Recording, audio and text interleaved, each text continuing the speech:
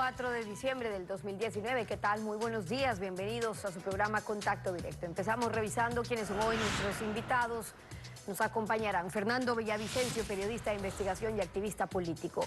En el reportaje periodístico intitulado Estados Unidos se queda con la plata de la corrupción ecuatoriana, se establece la acción de ese país contra los contratistas de Petroecuador, algo que en Ecuador solo se anuncia con un membrete de cirugía mayor contra la corrupción. Lo vamos a analizar. También estará con nosotros Lourdes Tibán, dirigente indígena, ex asambleísta de Pachacutic. Las comunidades indígenas legítimamente reclaman contra la desatención del Estado, pero cuando el Estado los atiende para entrar a los territorios de las comunidades debe pedir permiso a los dirigentes de la CONAIE. Lo conversamos. Y además, Víctor Granda, catedrático universitario en Derecho de Control y Prevención de la Corrupción. La reparación integral de Odebrecht al Estado constituye un precedente histórico, pero es lógico, es conveniente a los intereses del pueblo ecuatoriano negociar la reparación con una empresa que no está penalmente procesada. Lo analizamos también. La Asamblea aprobó las reformas al Código de la Democracia y con ellas habrá nuevas reglas para las elecciones generales del 2021. Hay modificaciones importantes para reforzar la presencia, por ejemplo, de la mujer en la política y el manejo del Estado. En un tema siempre polémico se adoptó el método Webster para la asignación de escaños en la Asamblea y a partir de las experiencias vividas también se incrementaron controles al financiamiento de campañas electorales. Es la reacción de legisladoras de diferentes bancadas al aprobarse que el 50% de las listas sean encabezadas por mujeres. Esto se dará de manera progresiva, es decir, en el 2021 comenzaremos con un 15%. Además, el binomio presidencial deberá ser conformado por hombre y mujer, o viceversa. Las reformas se dividieron en 3 bloques para su votación. Los 2 primeros recibieron un respaldo superior a los 110 votos. El cambio en la forma de asignación de escaños solo llegó a los 76 respaldos. Pasó del método de Hunt al Webster. Para dar un mejor cumplimiento al mandato constitucional de proporcionalidad. Además, en la elección, por ejemplo, de asambleístas, ya no se podrá escoger entre diferentes candidatos.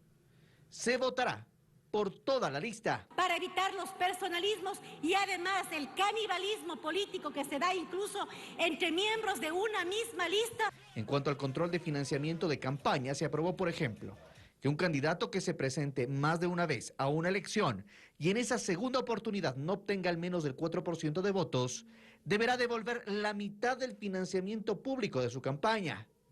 El candidato será además responsable de sus gastos de campaña. Nadie podrá hacer un aporte superior al 30% de sus ingresos. El hecho de poder bancarizar todos los pagos y también los ingresos que se tengan permite saber de dónde vienen estos recursos y verificación de los mismos. Estas reformas pasan al Ejecutivo para sus observaciones. Si las tiene, el texto regresa a la Asamblea. La intención es tener las listas lo antes posible para que puedan usarse en las elecciones generales de 2021.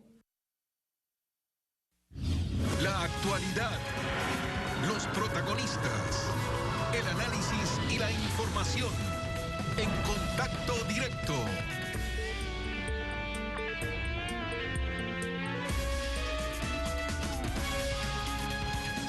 ¿Qué tal, Alfredo? Buenos días, ¿cómo te va? Muy bien, Steffi, buenos días, buen día a todos. Algunas de cal y otras de arena en las reformas electorales. Muy mal la inconstitucional institucionalización de la plancha en votaciones pluripersonales, pues solo debió quedar la votación por personas para no votar como borregos. Muy bien, responsabilizar a candidatos de gastos electorales y veremos cómo funciona la bancarización. El control debe ser en tiempo real. Muy bien, eliminar el método de Hong, pero queda pendiente un sistema de distritos binominales, hombre-mujer, donde no haya repartición de escaños y se consagre la paridad de género. El mandato de la Consulta Popular 2018 de sancionar a los corruptos y recuperar lo robado bosteza en la justicia ecuatoriana. Sin embargo, lo cumple la justicia de Estados Unidos. Denuncian Fernando Villavicencio, Cristina Solórzano, Igmar Rompuertas en su reportaje intitulado Estados Unidos se queda con la plata de la corrupción ecuatoriana, de noviembre 29. Fernando Villavicencio, periodista de investigación, buen día, bienvenido a Contacto Directo. Buenos días, Alfredo, ¿cómo está usted? Frente a la corrupción de Petroecuador, Lenín Moreno solemnemente ofreció una cirugía mayor, pero esta no aterriza de la nube rosada del poder, tanto que la justicia de Houston, Estados Unidos, ha negado a Petroecuador ser parte acusadora y reclamante. ¿Por qué? ¿En qué caso? ¿Y contra qué empresa? Es increíble lo que pasa en el país en esta fallida estrategia de cirugía mayor contra la corrupción levantada por el morenismo. Como el país recuerda, y en este canal lo hemos hecho desde el año 2015, en nuestro ya desaparecido portal Focus Ecuador, iniciamos una serie de reportajes revelando las tramas corruptas en la refinería de Esmeraldas, en la refinería del Pacífico, en Petroecuador en general. Pero mientras la justicia de Ecuador se hacía ciega, sorda y muda, la justicia de los Estados Unidos sí leía nuestros reportajes y estaba actuando. Es más, cuando este grupo, conocido como los Magníficos, si me permite la cámara, ellos se llamaban los Magníficos, los que manejaron la fallida repotenciación de la refinería de Esmeraldas, fueron puestos en evidencia y cae en prisión Alex Bravo gracias a una investigación periodística de nuestro portal Focus Ecuador.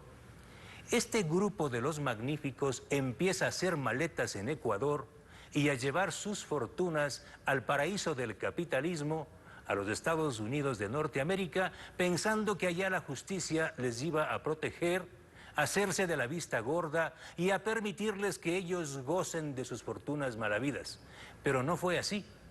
Estados Unidos les dijo vengan, les dejaron pasar, pero enseguida les pusieron la mano encima.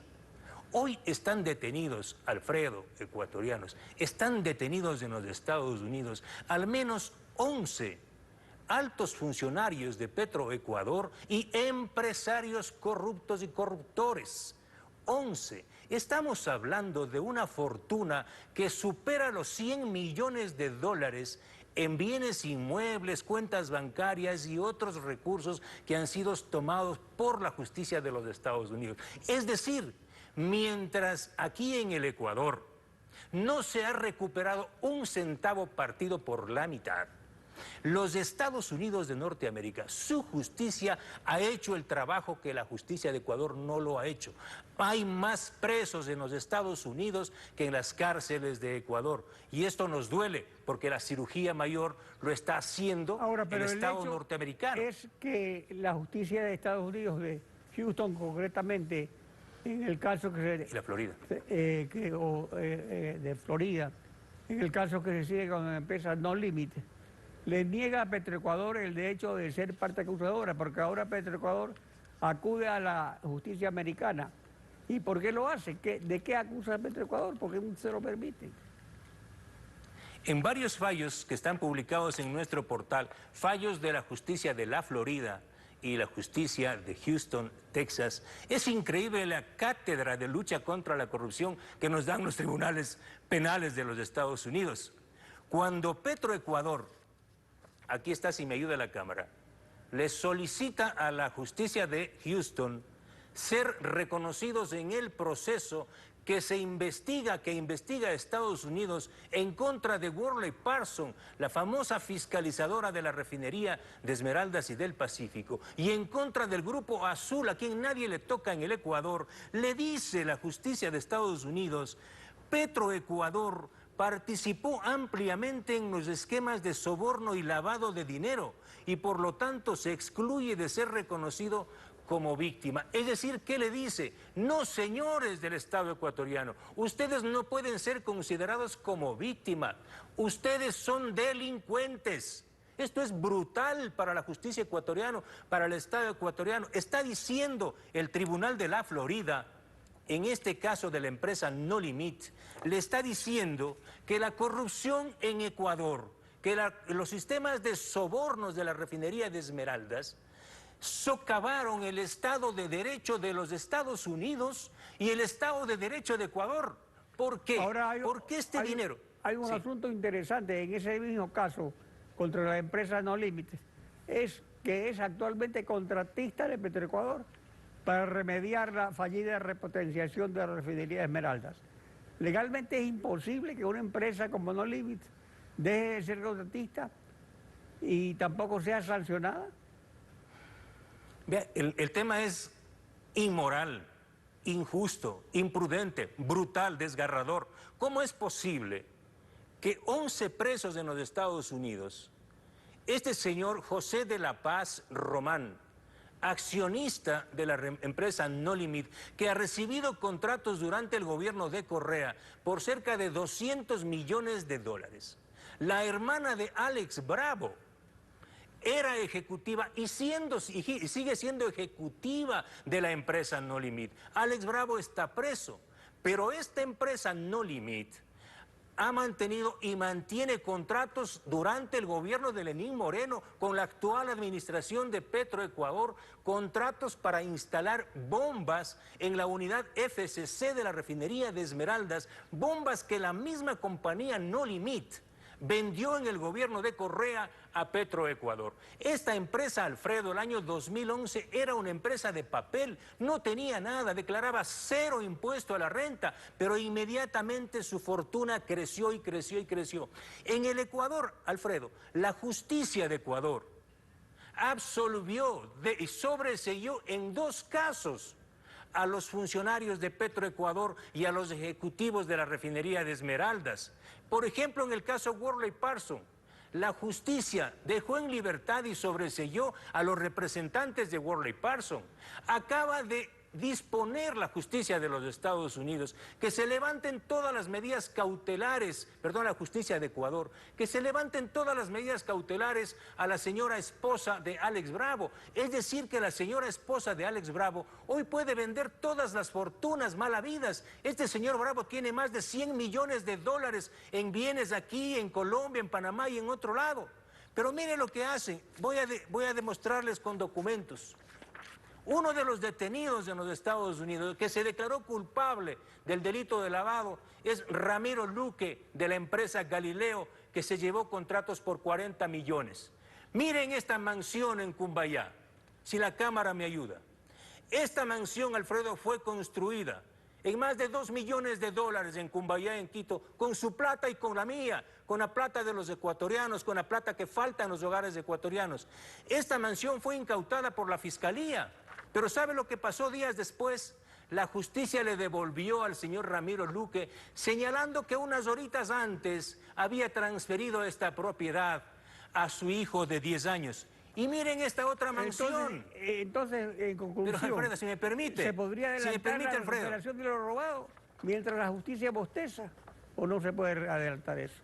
Pero esto es terriblemente doloroso. Mientras el presidente Moreno y el ministro de Finanzas están arrastrándose ante el Fondo Monetario a pedirle 250 millones, le estoy contando que este rato la justicia americana ha controlado de estos mafiosos más de 100 millones de dólares en bienes. Mire, aquí está otra mansión de Marcelo Reyes. La publiqué yo el año 2015 en Focus. Esta mansión fue regalada por un empresario contratista de la refinería Esmeraldas en Cumbayá, el señor Marcelo Reyes. Marcelo Reyes tiene 6 propiedades aquí en Quito. Entren al portal, señora fiscal, señores jueces, entren a nuestros portales, ahí están las direcciones, las fotos de todas las fortunas. Se han llevado la plata de este país. La justicia americana ha intervenido y está, ojo Alfredo, la justicia americana está con el ojo encima de los grandes mafiosos de la mayor trama de corrupción de este país, que es el caso Petrochina. Y puedo advertir que en los próximos días y semanas la justicia de Estados Unidos le pondrá la mano a Nielsen Arias Sandoval.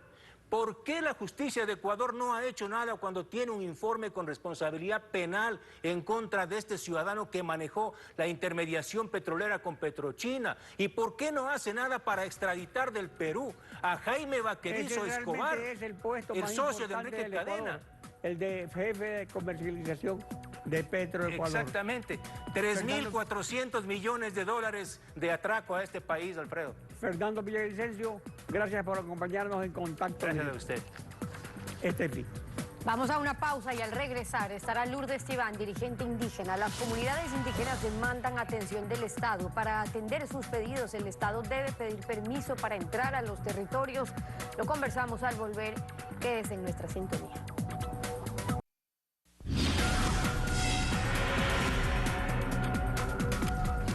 Lourdes Tibán, dirigente indígena, exasambleísta Pachacutic, bienvenida a Contacto Directo. Hola Steffi, buenos días al país. Buenos días también. Por lo ocurrido en los últimos meses y ante la advertencia de dirigentes indígenas a quienes quieran entrar a territorios donde se encuentren, la Constitución reconoce las comunidades y los pueblos indígenas su territorio y su derecho a organizarse dentro del mismo. Pero eso significa que se tiene que pedir permiso a un líder indígena para poder ingresar a esos territorios. A ver, se ha hecho tanta polémica de la visita a Tiwa, una comunidad de la provincia de Cotopaxi, y yo creo que más allá de la política hay toda esta relación, este olvido del Estado frente a los pueblos indígenas, porque si el Estado estuviera todos los días en vínculo con los pueblos indígenas, no hubiera esta noticia que han pedido permiso o que quiso ir una brigada desde la capital de la República a poner gente desde el mercado mayorista de Quito en un pajonal donde no hay habitantes. Eso claro que trae un problema serio, no es cuestión de que pidan permiso, nadie está diciendo que tiene que pedir permiso, lo único que pedimos es como a cualquier autoridad. Si usted va a trabajar en la provincia, pide permiso o pide coordinación con el prefecto. Si usted va a hacer una actividad con el alcalde de Salcedo, le saca cita al alcalde de Salcedo. Si llega a la parroquia de Mulalillo, va a pedir a la junta parroquial. Pero más abajo de las parroquias están los barrios, las comunidades, los territorios indígenas, y por lógica tenemos que coordinar las acciones.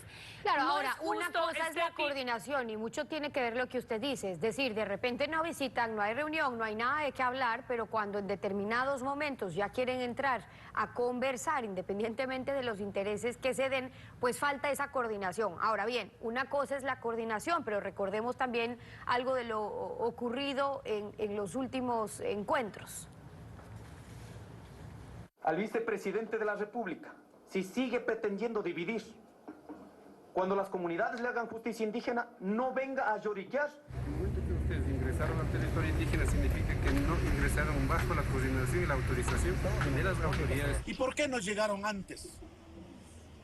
Cuando estábamos en proceso de diálogo. Graben bonito lo que estoy diciendo yo. He dicho, vea, dejen de ser hijo de p***, que hoy vengan a decir cualquier cosa. Aquí se respeta a mi pueblo. Entonces, la coordinación es algo, pero hablan de coordinación y autorización. A ver, el panorama, el momento en el que ponen esta visita a las comunidades, lógicamente que es un error del presidente de la República. Todo gobierno, no importa, estén en paro o estén en paz, debería llegar a los pueblos indígenas. El problema es que vamos a mirar por qué se fueron a Sumbawa, a una comunidad que está entre Sumbawa y Huangaje, Atigua. Cuando en Pujilí tenemos 4 muertos, tenemos bastantes heridos, tenemos detenidos, tenemos gente que sí salió de Pujilí al paro nacional, resulta que a los muertos hay que resolver con una visita llevando gente de Quito. O sea, las formas, los cómo se está llegando el Estado a los pueblos indígenas, ese es el problema. O sea que lo que creen es que el gobierno lo que está buscando es separar o dividir a las bases incluso de la dirigencia o las mismas bases con estas visitas. Es que las visitas no resuelven nada. Estamos ahora, mire, si quieren llevar una brigada de salud, estamos ahora sin medicina, sin médicos en los hospitales. ¿Por qué no refuerzan los hospitales generales? ¿Por qué está intervenido el IES de La Tacunga? Cuando nosotros también tenemos gente del seguro campesino que accede al IES La Tacunga, está intervenido por falta de medicina, por corrupción y por otros temas. Entonces, para nosotros, el tema de ingreso a las comunidades es de coordinación con la autoridad, y no es que no pudieron quisieron atender. Atendieron, pero más allá de eso, y después de eso, ¿qué? O sea, ¿qué hace el gobierno después de haber ido a Tigua, a Sumbawa, o puede ir a cualquier parte del país? Para nosotros, un proyecto político del gobierno que llegue a las comunidades. Hemos venido cuestionando el tema de agrocalidad. Entonces ¿Por qué es no por se un resuelve lado el tema de riego, de vialidad? por un lado es y después qué y luego y por qué ahora, es decir, porque ha venido y una cosa es cierto, todo esto ocurre cuando los movimientos no se sienten escuchados o siguen siendo parte de un diálogo de sordos, pero ahora ¿qué se viene entonces? Un proyecto urgente, una propuesta de focalización de subsidios, ¿está funcionando con los diálogos? Porque la dirigencia dijo que nada han hablado, que están de hecho listos si hace falta movilizarse, que están esperando definiciones, pero en cambio en la asamblea ya parece haber consensos. A ver, todos tenemos que ubicar el problema de los territorios y pueblos indígenas. Antes del paro, nada que ver el gobierno, no existían los pueblos indígenas. Después del paro, todo un ataque de racismo y de toda la sociedad en general, los medios de comunicación. Después, como que va calmando, viene el ataque del gobierno. ¿Por qué? Porque la CONAIE presenta un proyecto político a nombre de los del Parlamento, a nombre de todos los sectores que salimos a las movilizaciones, este documento llamado una propuesta económica para el país. El gobierno, en vez de dialogar, de llamar a la CONAIE a debatir la propuesta, dice, no, yo voy a bajar con mis ministros y resuelvo. Le pregunto al gobierno de Lenín Moreno, con las visitas a Cotopaxi y otras provincias, ¿ya está resuelto el tema indígena?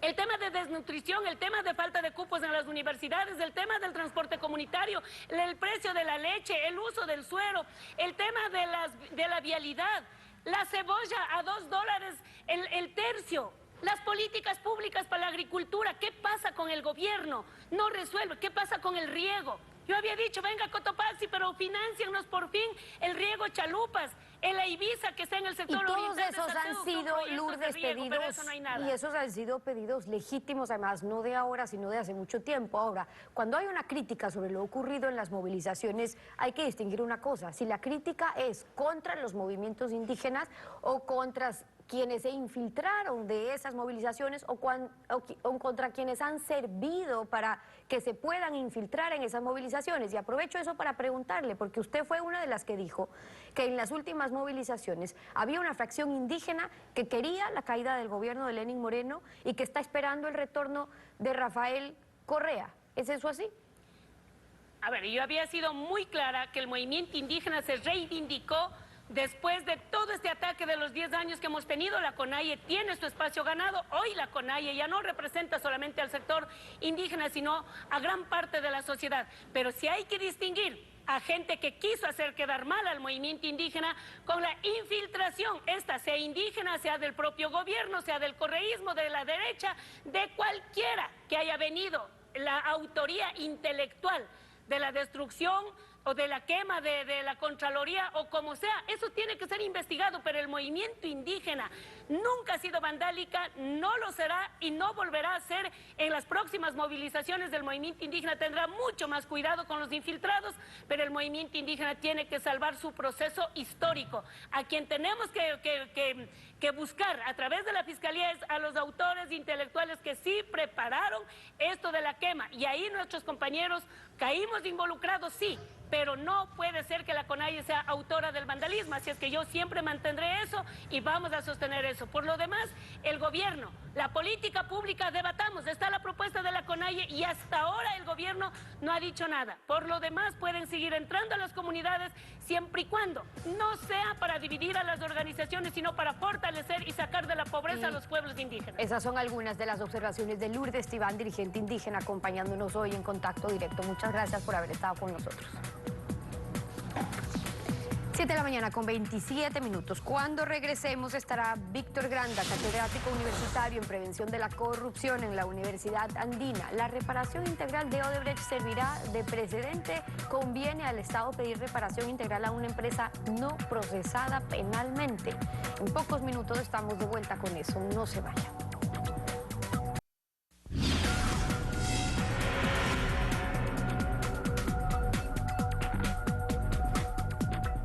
Es histórica la corrupción diseminada por Odebrecht en 12 países de las Américas. Para el Ecuador, por tanto, es un precedente histórico, un acuerdo de reparación integral de Odebrecht al Estado. Víctor Granda, jurista y ex legislador, buen día, bienvenido a Contacto Directo. Buenos días, Alfredo. Saludos a los televidentes. A ver, tanto en el caso Odebrecht, donde se sentenció al ex vicepresidente Glass, como en el caso Sobornos y Cohechos 2012-2016, donde se acusa al expresidente Correa, es determinante la confesión del ex representante de Odebrecht en el Ecuador, pero en ninguno de los dos casos se incrimina a Odebrecht. Negociar un acuerdo de reparación integral en esas condiciones lo pone al Estado en desventaja, ¿es conveniente para el Estado?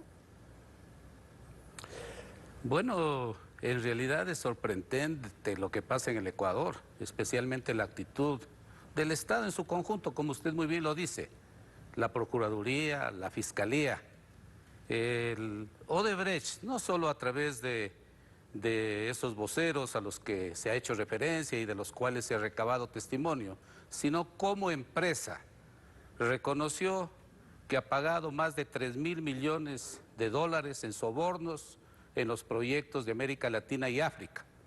Y ha celebrado con varios países, Estados Unidos, Suiza, en el propio Brasil, acuerdos de leniencia por 2.700 millones de dólares. Y en el Ecuador no pasa nada. Más de 3 años desde que se oficializó el escándalo, porque ya antes algunos habíamos denunciado los manejos alegres de Odebrecht y del sistema financiero brasileño que conestaba los sobornos, los sobreprecios. Pero en el Ecuador no pasa nada, más bien el procurador los ha llamado a una mesa de negociaciones, cuando a los delincuentes hay que sentarles, señor procurador, señora fiscal, en el banquillo de los acusados. La Contraloría tiene más de 60 informes de responsabilidad penal. El SRI ha determinado que Odebrecht le debe más de 200 millones de dólares sin impuestos. Las responsabilidades civiles están por sobre los 150 millones de dólares y se le llama a negociar y ahora ni siquiera se reúne la Procuraduría y otros organismos del Estado porque dicen que se han quemado los papeles de la Contraloría. Los informes están en la Fiscalía y aquí sí hay que hacerle un llamamiento a la señora fiscal para que plantee los juicios sobre los temas fundamentales de Odebrecht y de las empresas chinas, que son las que han saqueado al país. Según el CODEP, la cooperación eficaz es para confesos de un delito que reciben rebaja de la pena, como en el caso Balda, por ejemplo. Pero en el caso Odebrecht y en el caso Sobornos, Odebrecht no ha sido acusada y ha dado cooperación eficaz a través de José Conceizao Santos. ¿Es legalmente factible esta figura que ha permitido la Fiscalía? Bueno, una cosa es la cooperación eficaz, que se beneficia evidentemente el señor Santos y otros operadores de Odebrecht. Y otro es el asunto que debe plantear el Estado, tanto a la empresa Odebrecht, para exigirle las indemnizaciones por los sobreprecios y los sobornos, e incluso el Estado debería exigir al BNDES y a otros organismos financieros internacionales una renegociación de los créditos, porque los organismos financieros internacionales y el BNDES sabían perfectamente que en todos los proyectos de Odebrecht, desde el trasvase hasta el costoso nivelación del terreno de la refinería del Pacífico y el metro de Quito, en todos ellos habían sobreprecios y habían sobornos. Entonces, si esas instituciones conestaron la corrupción, hay que obligarles a renegociar la enorme deuda que el Ecuador tiene respecto de todos estos manejos dolosos, criminales de la empresa Odebrecht y también las empresas chinas que siguieron el mismo esquema de corrupción que Odebrecht acá en el Ecuador. Ahora, ¿sobre qué base debe entonces calcularse una reparación integral? ¿El valor de los contratos, más sobreprecios, más contratos adicionales y coimas? Sí, sin duda, pero también vale la pena señalar, Alfredo, que aquí también tiene un papel nefasto la Asamblea Nacional. Desde que se aprobó la Comisión de Naciones Unidas contra la Corrupción, todos los países han hecho innovaciones en el ámbito penal con la finalidad de perseguir a los corruptos.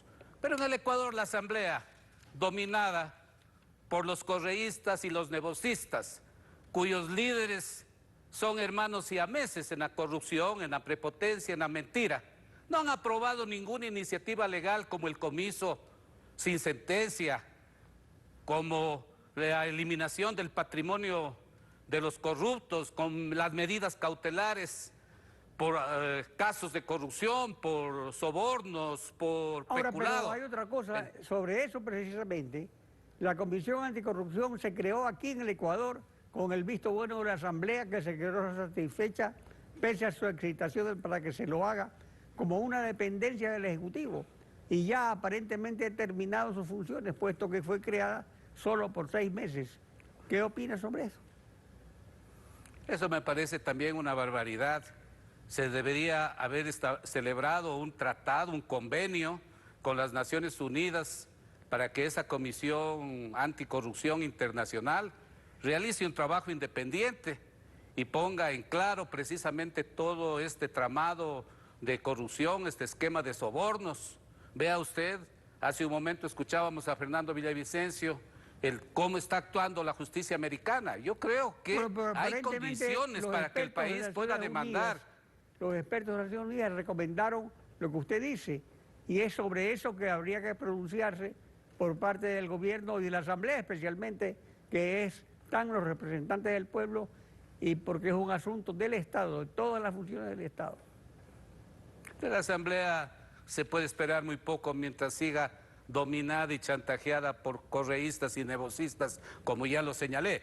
Entonces, con la legislación que tenemos, con esta renovación que se ha hecho en la Corte Nacional de Justicia, esperamos que la Fiscalía sí trate los temas como el arroz verde, etcétera, que son temas menores frente a los escándalos grandes de corrupción de Odebrecht y de las empresas chinas. El momento en que se siente en el banquillo de los acusados a estas empresas y no se las llame a negociar, como lo hace el procurador y lo ha dejado de hacer ahora, ¿no? Entonces, ese momento, el Ecuador incluso podrá recurrir a instancias internacionales para exigir que se defiendan los derechos del Ecuador lesionados por la corrupción. Víctor Orlando, gracias por participar en Contacto Directo. Después de la pausa volvemos.